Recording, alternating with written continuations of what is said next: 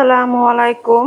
Hello everyone, welcome back and mom lifestyle channel. কেমন আছেন সবাই? আমরা আলহামদুলিল্লাহ খুব ভালো আছি। এই যে দেখতে পাচ্ছেন, সকালবেলাও ঘুম থেকে উঠেই আমি কিন্তু হাতে মাখানো খিচুড়ি রান্না বসাচ্ছি। তো এখানে সুন্দর করে হাতে মাখিয়ে নিয়েছি, আর এখন হচ্ছে পরিমাণ মতো পানি দিয়ে দিয়েছি, আর এখন রাইস কুকারে বসিয়ে দিলাম খিচুড়িটা। আর এখানে আমি আয়ানের বাবার জন্য হচ্ছে এটা ডিম ভেজে নিচ্ছি। আজকের খাবার আমাদের খিচুড়ি এবং ডিম ভাজি। আসলে বাজার সব শেষ হয়ে গিয়েছে, তার জন্য আজকে আমি খিচুড়ি রান্না করে নিলাম। আর আয়ানের বাবাকে টিফিন দিব, তার জন্য একটা ডিমও আমি ভেজে নিচ্ছি। আয়ানের বাবা বাজারে গিয়েছিল, ওই যে বললাম যে সবজি সব শেষ হয়ে গেছে, বাজার নেই। তো ও বাজারে গেলেই আমাদের জন্য এই সিঙ্গারাটা নিয়ে আসে। আমি এবং আয়ান আমরা দুজনেই কিন্তু এই সিঙ্গারাটা অনেক বেশি পছন্দ করি। আর যেখানে বাজার করতে যাই ওর পাশেই হচ্ছে এই দোকানটা, তো ওখান থেকে ও নিয়ে আসে। আর অলওয়েজ আমি সিঙ্গারা, কাঁচামরিচ, পেঁয়াজ এগুলা দিয়েই খেতে বেশি পছন্দ করি। তো এই তো চা নাস্তার পর্ব শেষ করে চলে আসলাম। এখন এই যে আমি বাজারগুলা গুছিয়ে নেব, সব বাজারগুলা প্যাকেট করে ফেলবো, তারপর হচ্ছে ফ্রিজে রেখে দেব। আর ওখানে ওই যে দেখতে পাচ্ছেন শাক এনেছে দুইটা, এখন বসে বসে শাক দুটাও আমাকে বেছে নিতে হবে, তারপর ফ্রিজে রেখে দিতে হবে। এখন আমি চলে আসলাম গাছে পানি দেওয়ার জন্য। তো অনেকদিন হলো গাছের পানি স্প্রে করা হয় না, তো ভাবলাম আজকে গাছের পানিটা স্প্রে করে দেই। মাঝে মাঝে গাছে এভাবে পানি স্প্রে করে দিলে গাছের পাতাগুলো অনেক সতেজ লাগে, সবুজ লাগে। তো আমি মাঝে মাঝে এটা করে থাকি।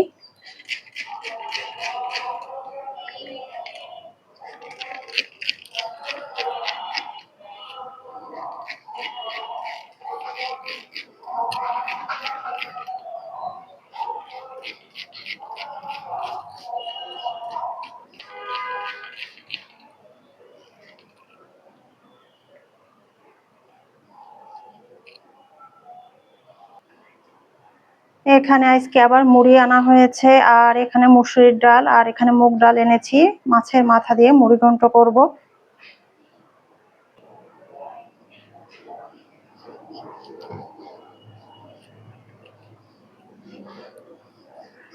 জানি না এই মুহূর্তে কে বা কারা কোথা থেকে আমার এই ভিডিওটি কন্টিনিউ করছেন। যারা এই মুহূর্তে আমার ভিডিওটি দেখছেন, প্লিজ ভিডিওটিতে একটা লাইক করে দিবেন। আপনার একটা লাইক, একটা কমেন্ট আমাকে পরবর্তী ভিডিও দিতে অনেক বেশি উৎসাহ যোগাবে। আমার কিছু প্রিয় আপু আছেন যারা আমাকে অনেক বেশি সাপোর্ট করছেন, আর তারা আমার ভিডিওতে এসে এত সুন্দর সুন্দর করে কমেন্ট করেন। সত্যি বলছি, অনেক বেশি ভালো লাগে কমেন্টগুলো পড়তে। আর মনের ভিতরও কিন্তু অন্যরকম একটি ভালো লাগা কাজ করে। সবাইকে অসংখ্য ধন্যবাদ আমাকে এভাবেই সাপোর্ট করার জন্য। এখান দিয়ে একটা হেলিকপ্টার যাচ্ছিল। তো হেলিকপ্টারের শব্দ শুনলে, বিমানের শব্দ শুনলেই কিন্তু আয়ন বাবার কান খাড়া হয়ে যায়। ও সঙ্গে সঙ্গে এখানে চলে আসে। এই তো একটু পরেই দেখতে পাবেন। এই যে দেখতে পাচ্ছেন, সে কিন্তু এখানে দাঁড়িয়ে গেছে। হেলিকপ্টারের শব্দ, বিমানের শব্দ শুনলেই সে এই জানালার কাছে এসে দাঁড়িয়ে যায়। হঠাৎ করেই তুমুল বৃষ্টি শুরু হয়ে গেছে। ওই যে কথায় আছে না, এই মেঘ এই বৃষ্টি, তো সেরকমই একটা অবস্থা। হঠাৎ করেই মেঘ হয়ে বৃষ্টি শুরু হয়ে গিয়েছে। আর এখানে আয়ন বাবা কিন্তু বৃষ্টি দেখতেও অনেক বেশি পছন্দ করে। তো সেই সেম জায়গাতেই সে দাঁড়িয়ে গেছে আর বৃষ্টি ধরার চেষ্টা করতেছে। আর আমি তাকে ভিডিও করতেছিলাম, আমার দিকে তাকাচ্ছিল, অনেক ধরনের ভঙ্গি করতেছিল।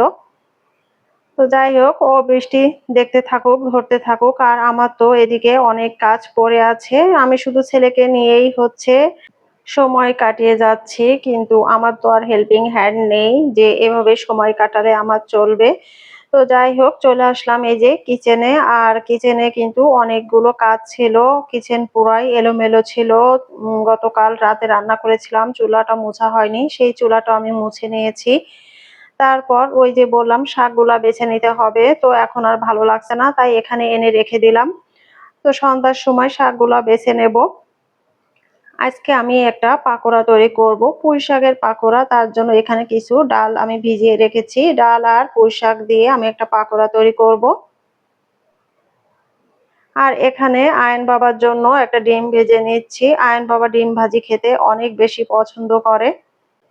আমি যখন কিচেনে একা একা ডিম ভাজি করি, ও যদি রুমে থাকে আর রুম থেকে যদি ডিম ভাজির গন্ধ নাকে যায়, তাহলে সে দৌড়ে চলে আসে আর এসেই বলবে আমাকে কোলে নাও, মানে ও ডিম ভাজি করা দেখবে। কিন্তু তাকে মাছ মাংস খাওয়াতে পারছি না। এখন বসে বসে শাক দুটা বেছে নিয়েছি আর এখন হচ্ছে রান্না বান্না শুরু করে দেব। এখন কিন্তু রাত প্রায় 10টা বেজে গেছে। তো আজকে ভাবছি লাল শাকগুলা রান্না করব আর পুঁই শাকগুলা এখন হচ্ছে একটা প্যাকেটে করে ফ্রিজে রেখে দিয়ে আসবো।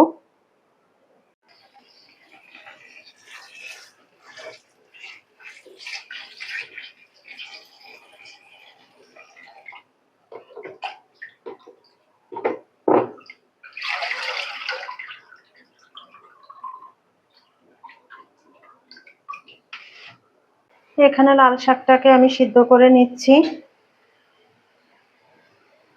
আরেক চুলায় আয়ন বাবার জন্য ভাত বসিয়ে দিলাম।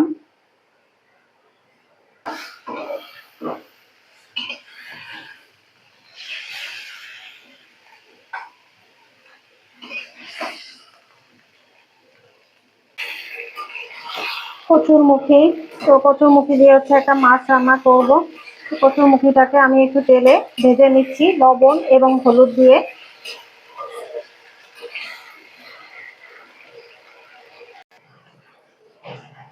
আর এদিকে আমি ডালের বড়াটা তৈরি করার জন্য ডালটাকে ব্লেন্ড করে নিচ্ছি।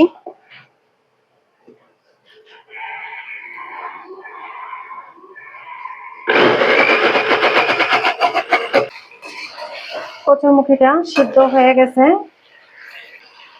এখন হচ্ছে আমি ঝোলের জন্য পানি দিয়ে দিচ্ছি।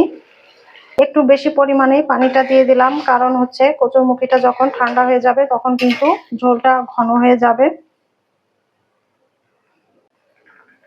মাছ ভেজে তুলে রেখেছিলাম, তো ঝোলে জাল উঠে গেছে, তাই মাছটা আমি দিয়ে দিয়েছি।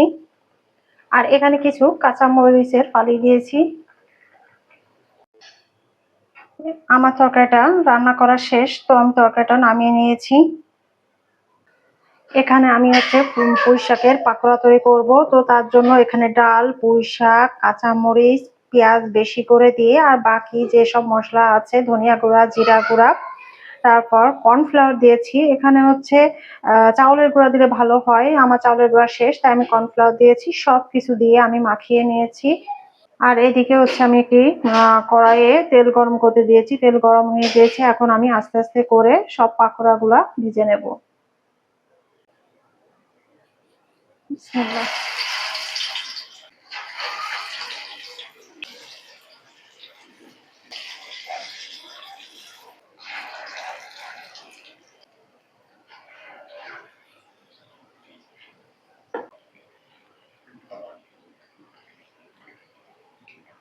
পাকোড়াগুলি ভাজা শেষ, আমি উল্টে পাল্টে সুন্দর করে ভেজে নিয়েছি আর দেখেই কিন্তু বোঝা যাচ্ছে মুচমুচে হয়েছে।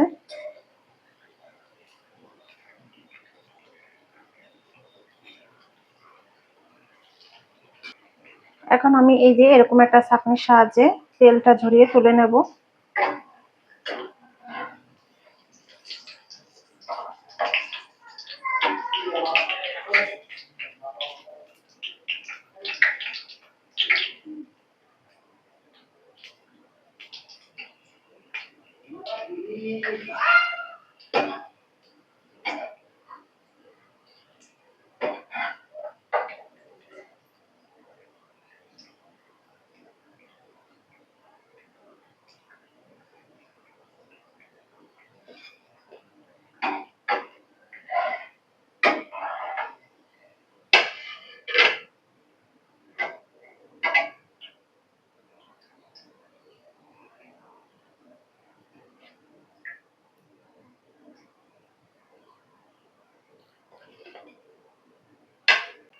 তৈরি হয়ে গেল আমার ইয়াম্মি ইয়াম্মি পুঁই শাকের পাকোড়া।